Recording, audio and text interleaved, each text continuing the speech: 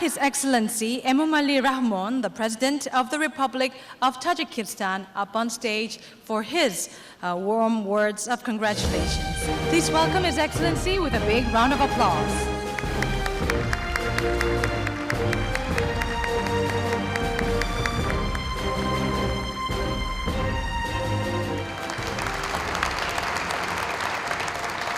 خانم محترم پرزیدنت جمهوری کره، محترم جناب رئیس، اشتراکداران گرامی فورم، خانم ها و جنابان، قبل از همه با حکومت جمهوری کره برای دعوت جهت اشتراک در چنین همایشی با نفوذ جهانی آید به مسئله های آب، این چنین فراهم آوردن شرایطی بهترین کار و فعالیت پذیرایی گرم و مهمان نوازی صمیمی عرض سپاس می نمایم.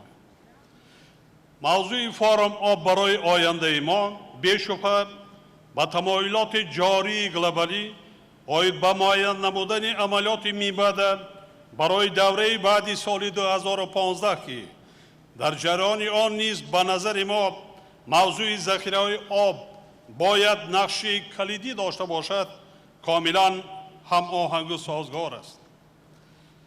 با تشبث تاجیکستان سلسله خطنامه‌های مهمی مجمع عمومی سازمان ملل متحد آید به مسائل آب قبول گردیدند و از جمله آنها دو قطعنامه که به 10 ساله بین المللی عملیات آب برای حیات سالهای 2005-2015 و سال بین المللی همکاری در ساحه آب سال 2013 بخشیده شدند. بار اول از جانب ما محض در جریان این چهاربینی ها، یعنی در کیوتو، در فورم سیوم و در استانبول در چارچوبه فورم پنجم عمومی جهانی آب اعلان شده بودند. اشتراکداران محترم فورم، هرچند که در چارچوبه هدفهای رشد 1000 ساله دایر به حل مسائل آب پیشرفت معینی به دست آمده است، ولی تهدیدهای گلوبالی معاصر خوشبینی ما را به آینده زیادتر نمی کنند. ما جانبدار عقیده هستیم که اندیشیدن تدبیرهای فوری و اقدامات واقعی نگرانیده شده ضرور است. تحلیل‌ها نشان می‌دهند که در عملهای ما سرمایه‌گذاری به بخش‌های به اصطلاح نرم حصه هرچی بیشتر پیدا می‌کند، حالا که در روند مذکور لایه‌های انفراستراکچوری نقش اساسی دارد. دیگر سمتی مهمی فعالیت میانبرده ما باید به سوی اقتصادی سبز روانه کرده شود که در این عرصه ذخیره آب به حیث منبع تجدید شونده نیروی برق باید موقع ارزنده داشته باشد.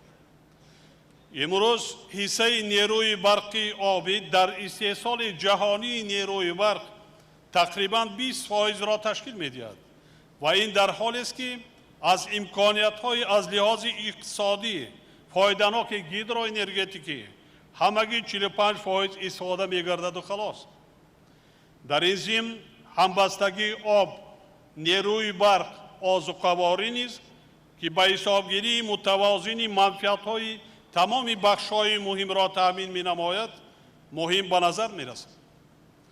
با کار گرفتن چنین شیوه عمل بی‌شبهه برای وسعت همکاری درست و عاقلانه نه فقط در بین بخش‌ها بلکه در حوزه دریاهای سرره‌گذر نیز اساسی با اعتماد به وجود می‌آورد. برای رسیدن به هدف‌های ساحه آب مبلغ‌زایی منتظم تدبیری مهم می‌باشد. متأسفانه بحران‌های مالیوی و اقتصادی در طول 10 ساله آخر سعی و تلاش کشورها را آید به تأمین ساحه آب با مبلغ‌زایی کافی کاهش دادند.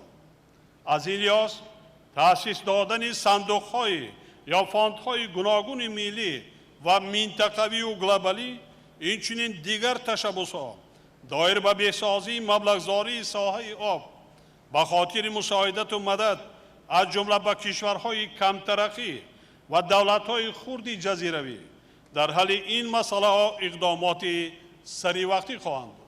خانم‌ها و جنابان محترم، تاجیکستان از روی ذخیره آب به هر سر اهالی در جهان یکی از جایهای نمایان را اشغال می‌نماید. در قلمرو کشور تقریباً 60% ذخیره‌های آبی آسیای مرکزی تشکل می‌یابند. اما اینفراساختاری نه چندان مترقی و منبع‌های محدودی مالیوی امکان نمی‌دهد که ذخیره‌های موجوده آب به اندازه پوره با منفعت رشد اقتصادی کشور استفاده کرده شد. صرف نظر از ذخیره‌های کافی آب امروز فقط تقریباً 57% اهالی مملکت با منبع‌های بی‌خطر آب نوشاکی و قریب 30% آن به شرایط خوب سانیتری دسترسی دارد.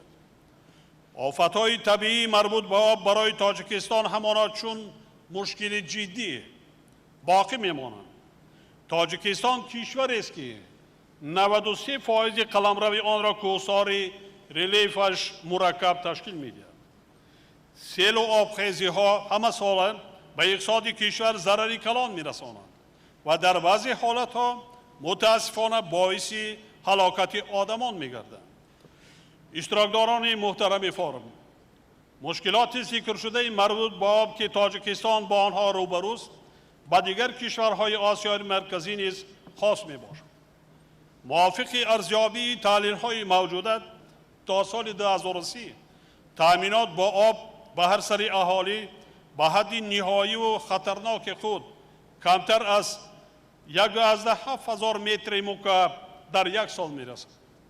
در مقایسه باید گفت که این نشان دهنده در سالهای 60 عصر گذشته تقریباً به 6,000 متر مکعب برای یک آدم در یک سال برابر بود. دیگر مسئله مبرم منطقه ما با آب تامین نمودن اهالی دهات می باشد. آبیاری زیاده از 8.5 میلیون هکتار زمین‌های کارمی منطقه در شرایط دوری تغییر یابنده هیدرولوژی و زیاد شدن شماره سالهای کم آب و خشک دشوارتر و مرکبتر می‌گردد.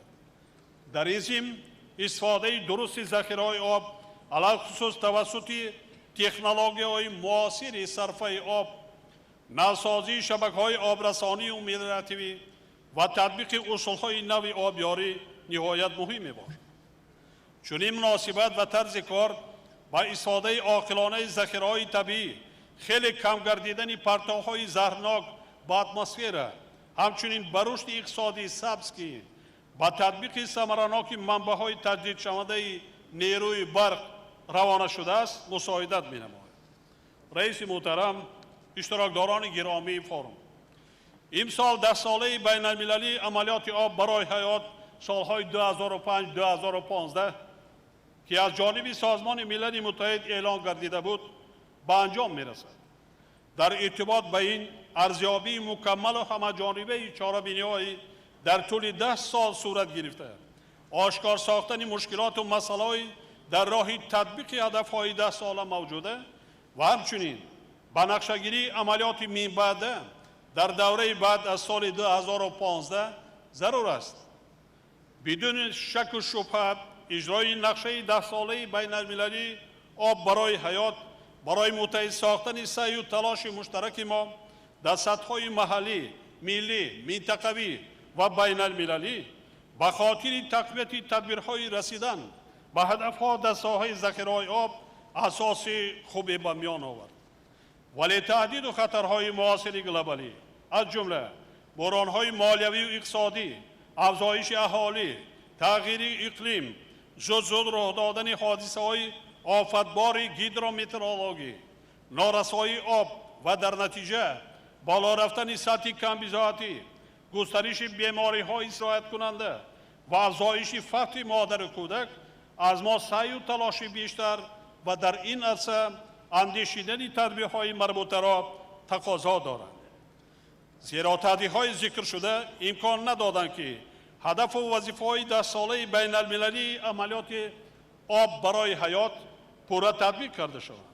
با در نظر داشت این پیشنهاد می‌نمایم که 10 ساله دوم بین المللی تحت شعار آب به خاطر رشد استوار اعلان کرده شد.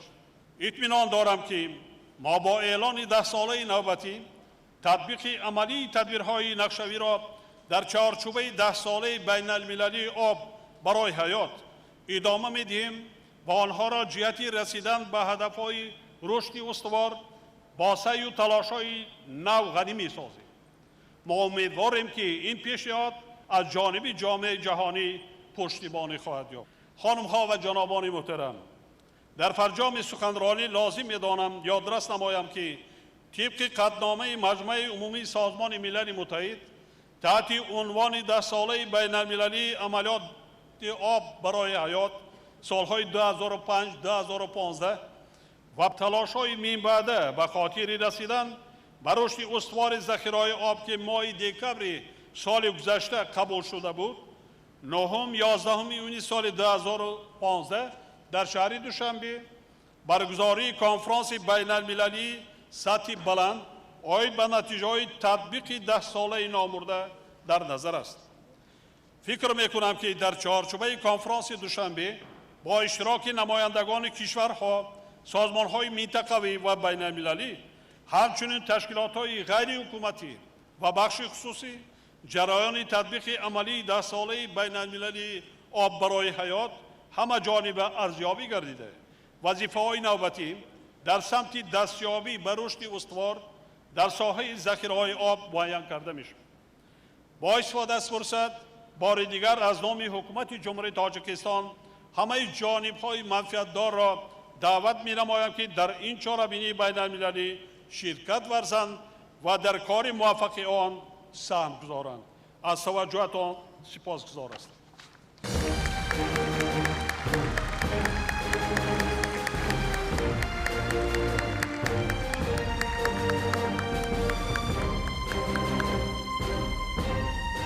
Thank you very much, Your Excellency.